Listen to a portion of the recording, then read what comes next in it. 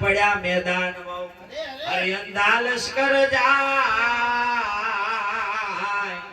એ જોવે ખરા પણ લેતા નથી રે ભાઈ કયા જન્મના પાપ રે મન બોલે રામા અનુભવ દેશ બતાવો સાહેબ ને કબીરા ઈરા પડ્યા મેદાનમાં અંધા લશ્કર જાય જોવે ખરા પણ લેતા નહીં કયા જન્મના પાપ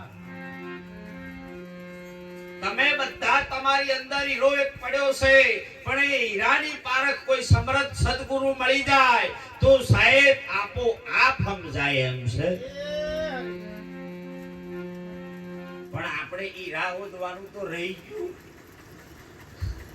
હીરા ઓદવાનું રહી ગયું પણ બીજો એક બીજાનું ખોતરવાનું ચાલુ થઈ ગયું તાર બાપો આવો તાર માવો આમ કે તાર ભાઈ નહીં હારો હા એકબીજાનું ઓધે જ રાખ્યું છે પણ નિંદા સંતો એવું કહે છે કે તમે કોઈની કુથલી કરો ને બા એ ખરપડીની ભૂમિકા છે ધ્યાન આલજો તાર શું કરવાનું વાટે વાટે હેડ કોને હેડે છે લે ક્યાં કહે છે ચા ચાલુ કરી એક તાર નો વર્જો ને આ બીજો વર્જો બે ગોઠવાણા છે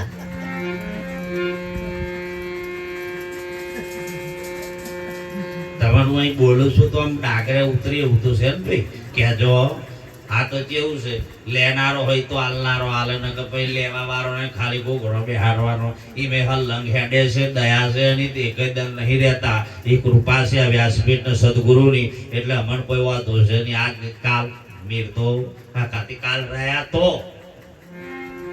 નહીં બાવો પતિ જો આજે થાય લે અહીં જતે જતે થઈ ગયું હો બા બહુ ખોટું થયું નહીં તા આપણે મોણા જીવતો હોય એની વેલ્યુ ના મળે જીવતા કોઈ વેલ્યુ મળી જાય ને પછી બે ફોટા પણ પછી કે ગમે તેમાં તો પણ મોણા હારો હતો આના આટલા દંતન કેવો લાગ્યો ખરાબ હતો હું વાતો કરે છે આ પાછળ રડવા વાળો હોવ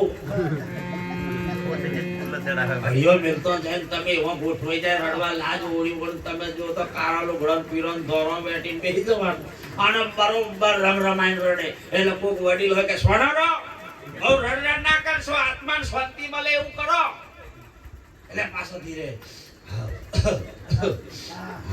એમ કરીને પછી ધીરે બોધો મારે શું કે ખબર ચીચમ મરી જા તા તું રડી છો ને આ મરી જા મને ખબર પડે છે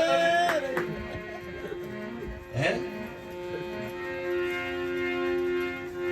બસ એમને મજા લ્યો મેરી છે લગામ જોઈ હઈ છો એક કેટું આ બધો લાગણી હોય ને એને રડતો રડું આવે બાપ નહીં તમારું કોઈ હગું નહીં કોઈ તમારું નાતું અને તમે ખાલી અને ડુપ્લિકેટ જ મારો તો બહુ બોલે ડુપ્લિકેટ જ ખાલી હોય ઓ પાછી ઓમ લાજ કરીને જોવે ને પાછી ને હજી પાડીને પાછું કે પેલી રડે ને પાછી ચાલુ કરે ઓ બા સાહેબ રે પોતાનો પતિ મરી જાય તો એને થોડા દન જ રડવું આવે હોભરી લેજો આ દુનિયા સ્વાર્થી છે યુવાન વર્ગ હોય એ પણ હોભરે તમે એવું માનો છો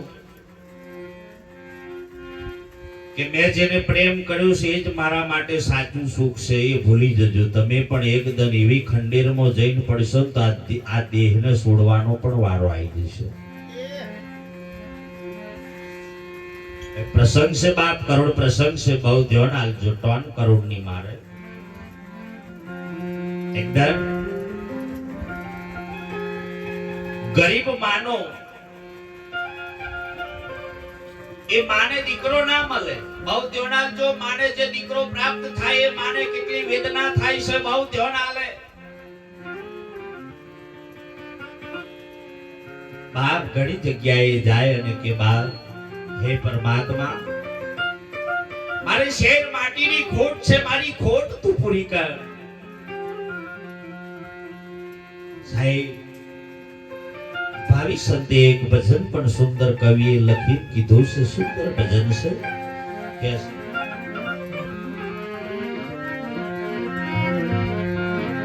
એ માડી નદીએ નાવા જાતી રે દીકરાને માટે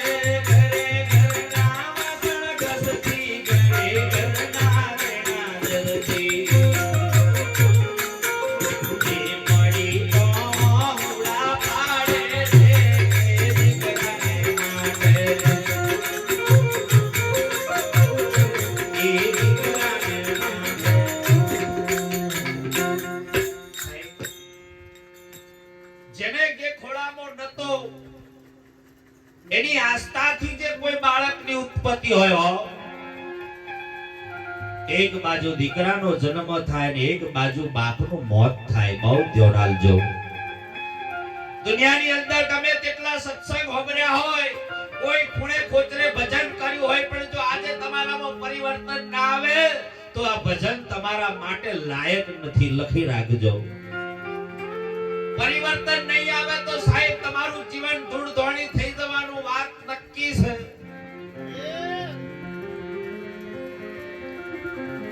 શું કામ જિંદગીને બગાડો છો? હે ઘડી પલકી ખબર નહીં મૂર્ખ કરે કલકી બાત. જીવ ઉપર જેમ જમરા ફરે જેમ તેતર ઉપર બાત. જેને જન્મ આલ્યો છે બાપ, એ જો તમારા ઘરમાં રડતી હોય, એને સમય જો ખાવા ના મળતું હોય તો મારા બાપ તમારી ભક્તિ ઉપર ધિક્કાર છે, તમારા જીવન ઉપર ધિક્કાર છે એમ કહું છું. એને કેટલા કોડ હતા કે મારો દીકરો મોટો થાય અને અમારા માટે અમારી ઘેર પણ આવે તેને અમને રોટલો આલશે બાપ. આ લાગણી મા બાપમાં હોય છે. એના માટે તમારી ઉત્પત્તિ કરી તા, એના બદલે તમે એને મારી લાત મારી કાઢી મૂક્યો.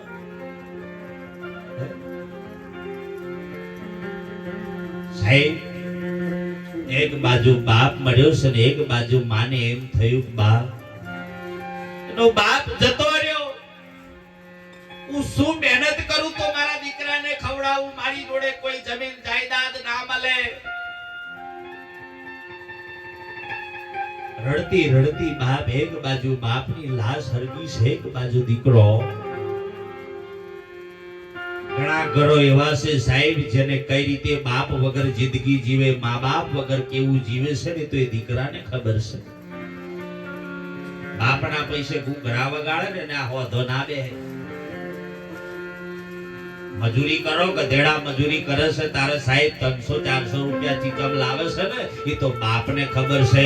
અને બાપનો દરજ્જો જે દન મેળવશો તે દન ભોન થઈ જશે કે બાપ એટલે શું.